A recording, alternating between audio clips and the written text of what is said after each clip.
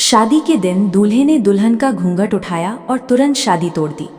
एक बड़े गांव में एक बहुत ही सुंदर और संस्कारी लड़की रहती थी जिसका नाम पूजा था। पूजा की शादी पास के शहर में रहने वाले एक अच्छे और पढ़े लिखे लड़के राहुल से तय हुई थी। दोनों परिवार इस रिश्ते से बहुत खुश थे। शादी की तैयारियां कई महीनों से चल रही थी। पूरे गांव में खुशी का माहौल था। रिश्तेदार दूर दूर से आने लगे थे। पूजा भी अपने नए जीवन के सपने देख रही थी और राहुल भी अपनी होने वाली पत्नी से मिलने के लिए उत्साहित था। शादी का दिन आ गया। बैंड बाजा, बारात, नाच गाना सब बहुत धूमधाम से हुआ। राहुल घोड़ी पर बैठकर बारात लेकर पहुंचा। पूजा के परिवार ने बारात का शानदार स्वागत किया। सभी रस्में खुशी खुशी पूरी होने लगी। आखिर वो समय आ गया जब जयमाला और फिर फेरे होने थे। पूजा लाल जोड़े में सजी हुई मंडप में बैठी थी। उसके चेहरे पर घूंघट था। राहुल पहली बार अपनी दुल्हन का चेहरा देखने के लिए उत्सुक था। पंडित जी ने कुछ रस्मों के बाद दूल्हे से कहा कि वो दुल्हन का घूंघट उठाए। जैसे ही राहुल ने धीरे से पूजा का घूंघट उठाया, उसका चेहरा अचानक बदल गया। उसकी आंखों में हैरानी और गुस्सा दोनों दिखाई देने लगे। अगले ही पल राहुल ने सबके सामने कहा, मैं ये शादी नहीं कर सकता। ये सुनते ही पूरे मंडप में सन्नाटा छा गया। किसी को समझ नहीं आया कि आखिर हुआ क्या है। पूजा रोने लगी। उसके माता पिता घबरा गए। बाराती और घराती एक दूसरे का चेहरा देखने लगे। सभी राहुल से पूछने लगे कि आखिर वजह क्या है। राहुल ने कांपती आवाज में कहा, मैंने इस लड़की को पहले देखा है। ये वही लड़की है जिसकी वजह से मेरे छोटे भाई की जिंदगी बर्बाद हो गई थी। पूरा परिवार चौंक गया। राहुल ने बताया कि कुछ साल पहले उसके छोटे भाई की सोशल मीडिया पर एक लड़की से दोस्ती हुई थी। बाद में उस लड़की ने उसे धोखा दिया और उसके पैसे लेकर गायब हो गई। दुखी होकर उसका भाई कई महीनों तक मानसिक तनाव में रहा। राहुल को पूरा यकीन था कि वो लड़की पूजा ही है। पूजा ये सुनकर फूट फूट कर रोने लगी। उसने कहा, नहीं, आप गलत समझ रहे हैं। मैंने किसी को धोखा नहीं दिया। लेकिन उस समय कोई उसकी बात सुनने को तैयार नहीं था। शादी रुक गई। राहुल अपनी बारात लेकर वापस लौट गया। पूजा और उसका परिवार बदनामी के डर से टूट गए। गांव में तरह तरह की बातें होने लगीं।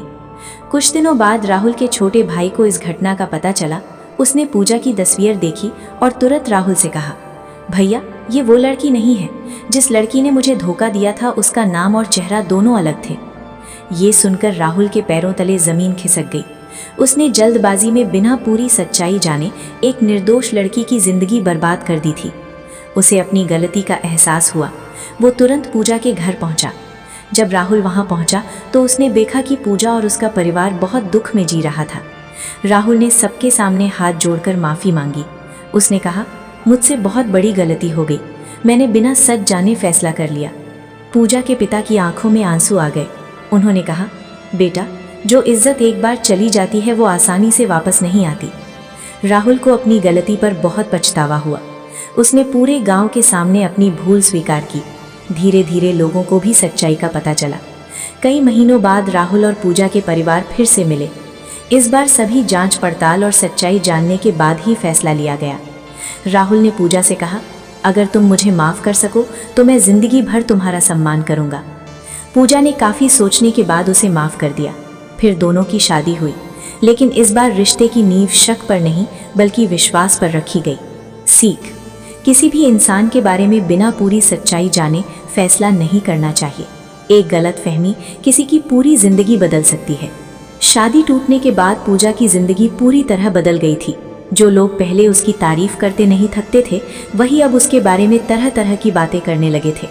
जब भी वो घर से बाहर निकलती, लोगों की नज़रें उसका पीछा करती। कोई कहता, ज़रूर लड़की में कोई कमी रही होगी, तो कोई कहता, बिना वजह कोई दूल्हा शादी नहीं तोड़ता। पूजा ये सब सुनकर अंदर ही अंदर टूटती जा रही थी। उसकी माँ हर रात उसे रोते हुए देखती, लेकिन कुछ कर नहीं पाती थी। पिता की आंखों की चमक भी गायब हो चुकी थी। जिस बेटी की शादी के सपने उन्होंने वर्षों तक देखे थे, उसी बेटी के आंसू अब उनसे देखे नहीं जाते थे। उधर राहुल भी चैन से नहीं था। उसे हर पल अपनी गलती का एहसास हो रहा था। रात को नींद नहीं आती थी। बार बार पूजा का रोता हुआ चेहरा उसकी आंखों के सामने आ जाता था। उसने अपने छोटे भाई से कई बार पूछा कि क्या वो पूरी तरह यकीन से कह रहा है कि पूजा वो लड़की नहीं थी। हर बार जवाब एक ही मिलता, भैया, पूजा बिल्कुल निर्दोष है। एक दिन राहुल ने फैसला किया कि वो पूजा से मिलकर माफ़ी मांगेगा। वो अकेला उसके घर पहुंचा। दरवाज़ा पूजा ने ही खोला। राहुल को सामने देखकर उसके चेहरे का रंग बदल गया। उसकी आंखों में दर्द और नाराज़गी साफ दिखाई दे रही थी। राहुल ने धीमी आवाज़ में कहा, मुझे तुमसे कुछ बात करनी है। पूजा ने जवाब दिया, अब क्या बाकी रह गया है बात करने के लिए? राहुल कुछ पल चुप रहा, फिर बोला, मुझसे बहुत बड़ी गलती हुई है। पूजा की आंखों से आंसू निकल आए। उसने कहा, गलती? तुम्हारी एक गलती ने मेरी पूरी जिंदगी बदल दी। लोग मुझे देखकर बातें बनाते हैं, रिश्तेदारों ने मुंह मोड़ लिया, मेरे माता पिता घर से निकलने से डरते हैं। क्या तुम्हारी माफ़ी ये सब वापस ला सकती है? राहुल के पास कोई जवाब नहीं था। उसी समय पूजा के पिता भी बाहर आ गए। उन्होंने राहुल को देखते ही गुस्से में कहा, बेटा, अब यहाँ आने की ज़रूरत नहीं है, जो होना था वो हो चुका है। राहुल ने हाथ जोड़ लिए, उसकी आंखों में भी आंसू थे। उसने कहा, अंकल, मैं अपनी गलती सुधारना चाहता हूँ। लेकिन पूजा के पिता ने साफ शब्दों में कहा, कुछ गलतियाँ ऐसी होती हैं जिन्हें सुधारा नहीं जा सकता। राहुल भारी मन से वहाँ से लौट गया। उसे लगा कि शायद अब सब खत्म हो चुका है, लेकिन उसे नहीं पता था कि किस्मत अभी एक और बड़ा मोड़ लेने वाली है। उसी रात पूजा के घर एक पुराना लिफाफा पहुंचा। उस लिफाफे पर किसी का नाम नहीं लिखा था। जब पूजा ने उसे खोला तो अंदर एक फोटो और एक चिट्ठी थी। फोटो देखते ही उसके हाथ कांपने लगे। फोटो में वही लड़की थी जिसने राहुल के भाई को धोखा दिया था। लेकिन असली हैरानी तब हुई जब पूजा ने उस लड़की का चेहरा गौर से देखा। वो चेहरा उससे बिल्कुल मिलता जुलता था, इतना मिलता जुलता कि कोई भी पहली नज़र में धोखा खा सकता था। और चिट्ठी में जो लिखा था उसे पढ़कर पूजा के पैरों तले जमीन खिसक गई। पूजा के हाथ कांप रहे थे। उसने धीरे धीरे वो चिट्ठी पढ़नी शुरू की।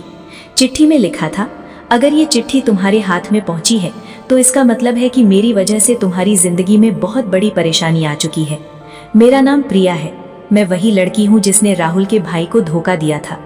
मुझे पता चला है कि मेरी शक्ल बिल्कुल तुमसे मिलती है और इसी वजह से एक निर्दोष लड़की सजा भुगत रही है। पूजा की आंखें फैल गईं। वो तेजी से आगे बढ़ने लगी।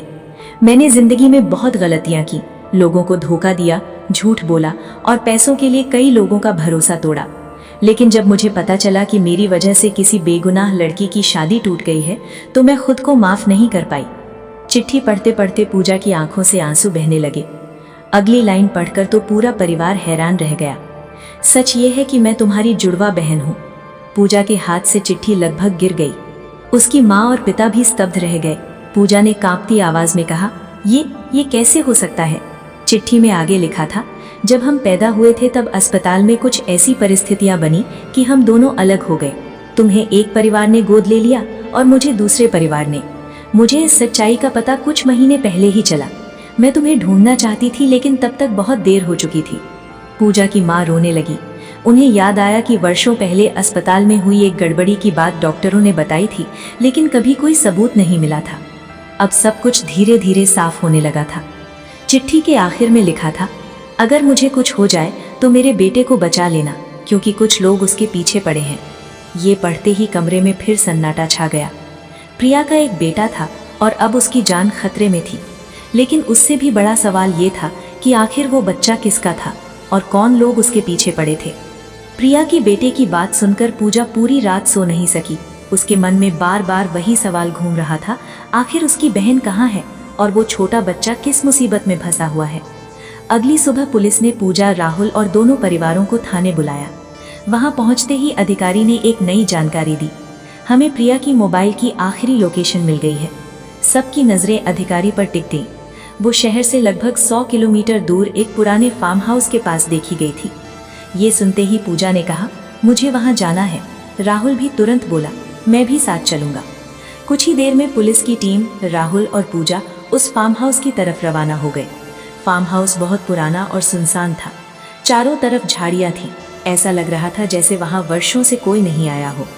जब पुलिस अंदर पहुंची तो एक कमरे का दरवाज़ा खुला मिला। कमरे के अंदर कुछ खिलौने पड़े थे। एक छोटे बच्चे के कपड़े भी थे। इसका मतलब साफ था, प्रिया और उसका बच्चा हाल ही में यहाँ रुके थे, लेकिन वे अब वहाँ नहीं थे। तभी पूजा की नज़र एक डायरी पर पड़ी। डायरी के पहले पन्ने पर लिखा था, अगर कोई ये डायरी पढ़ रहा है तो शायद मैं बहुत बड़ी मुसीबत में हूँ। पूजा के दिल की धड़कन तेज होने लगी। उसने आगे पढ़ना शुरू किया। डायरी में लिखा था कि कुछ साल पहले प्रिया एक ऐसे गिरोह के संपर्क में आ गई थी जो लोगों से धोखाधड़ी करके पैसे लूटता था। शुरुआत में उसने पैसों के लालच में उनका साथ दिया, लेकिन बाद में उसे अपनी गलती का एहसास होने लगा था।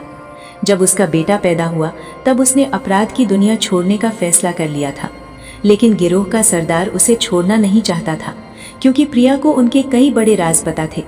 डायरी में आगे लिखा था, अगर मैं पुलिस के पास गई तो वे मेरे बेटे को नुकसान पहुंचा सकते हैं। ये पढ़कर पूजा की आंखों में आंसू आ गए। जिस जुड़वा बहन को वो कभी जानती भी नहीं थी, वो अपने बेटे को बचाने के लिए अकेले लड़ रही थी।